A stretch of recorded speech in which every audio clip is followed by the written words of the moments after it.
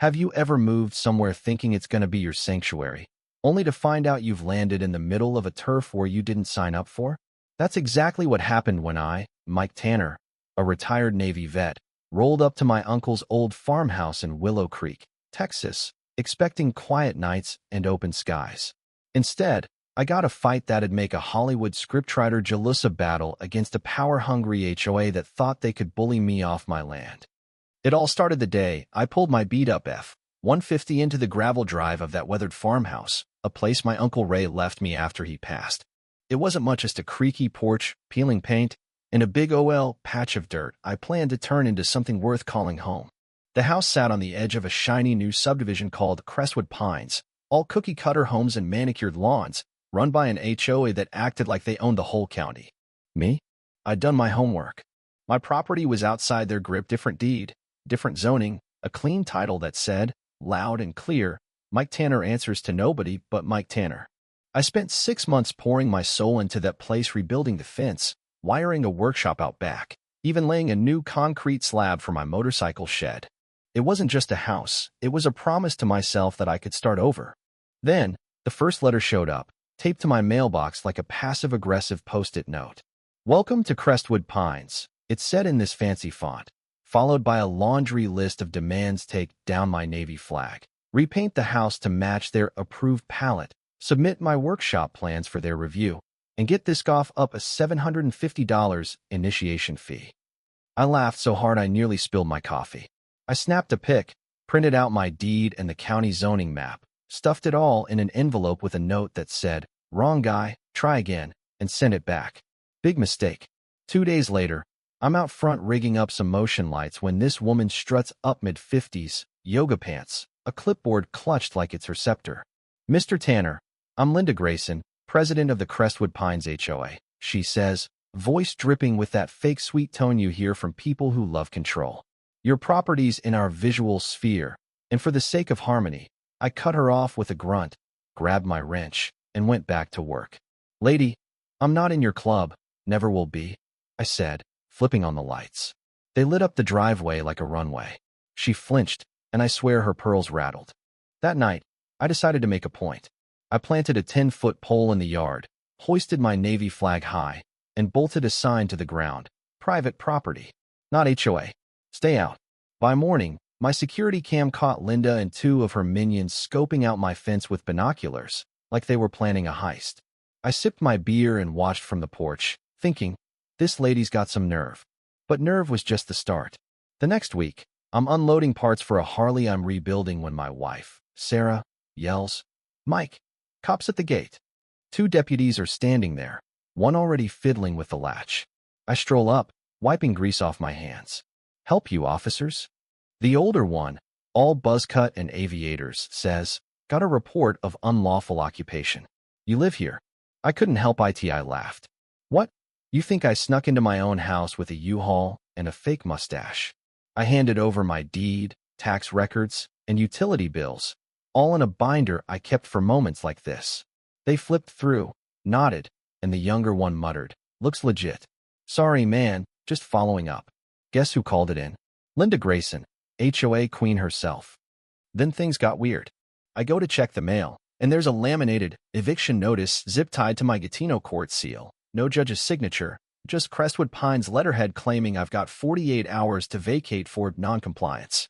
I ripped it off, scanned it, and added it to my growing file of nonsense. That night, I rigged a second camera and a loudspeaker to the porch. If they wanted to play dirty, I was ready to record every move. I called the sheriff, filed a complaint, and sent a certified cease and desist to the HOA.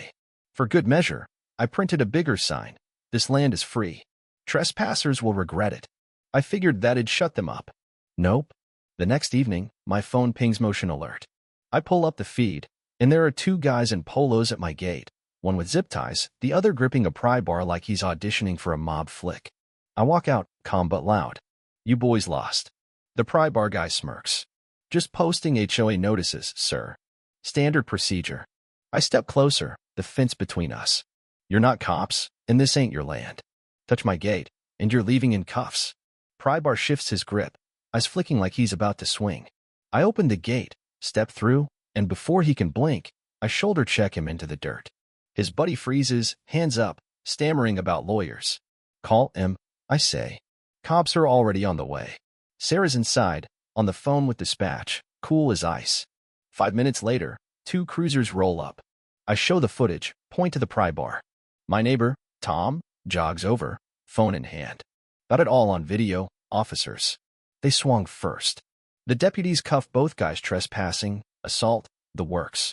As they're hauled off, one yells, "Linda's gonna sue your ass." I just wave. Tell her to bring it. For a week, it's quiet too quiet.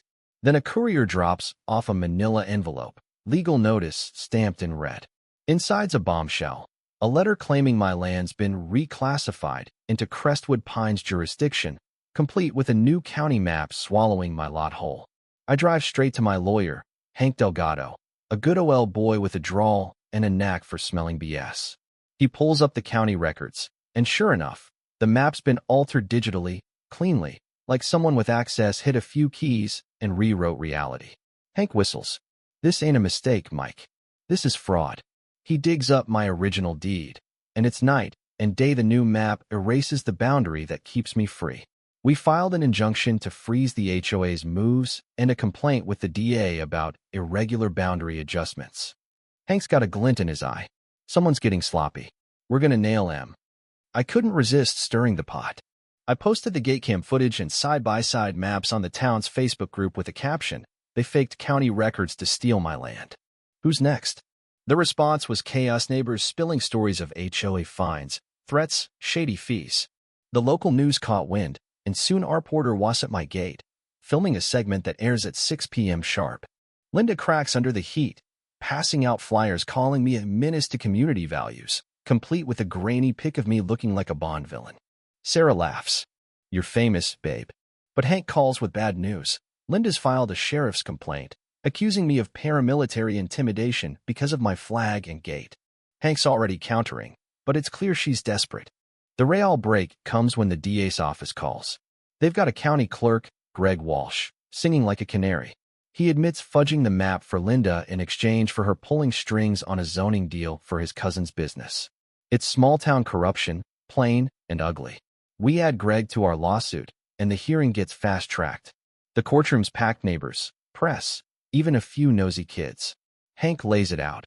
My deed, the fake map, Greg's confession, emails where Linda says, "Make Tanner's lot disappear." Linda's lawyer objects, but the judge shuts him down. Linda snaps, standing up, pointing at me. He's a threat. He mocks our standards. The judge's stare could freeze lava. Sit down. He grants our injunction, bans the HOA from contacting me, and refers Linda and Greg to the state AG for fraud and conspiracy. Outside, Linda trips, fleeing the press, and the clip goes viral. 2 months later, the criminal trial hits San Antonio. Linda's charged with fraud, falsifying records, obstruction of works. I testify, laying out every detail. The letters, the pry bar, the fake map. The prosecutor plays Linda's email. Tanner's an eyesore. Fix it. The jury's out for 5 hours. Guilty on all counts. Linda gets 6 years. She doesn't cry, just slumps, like the fight's finally gone. Crestwood Pines HOA collapses, its charter revoked, its funds frozen. I rebuild my fence, plant some cedars, hang a sign, free land. No tyrants. Neighbors drop off whiskey, pies, and notes saying, "You did us proud." A year later, the dust settled, but the story's grown legs. People from all over Ohio, Florida, you name it, reach out, saying their HOAs pulled similar stunts. They call it the Tanner precedent. Sarah and I start a group, Liberty Homestead Alliance, sharing legal tips and templates for homeowners fighting back. At our first meetup, a grandma hugs me, tears in her eyes. "They tried to take my home. Your story stopped him." That night, Sarah and I sit on the porch, flag waving under the Texas stars. This land's ours, earned through sweat and stubbornness. Nobody's taking it, not now, not ever. So, what do you think? Ever dealt with an HOA or a bully who thought they owned you? Drop a comment, share your story. Let's talk about what's right, what's wrong, and how far you'd go to protect what's yours.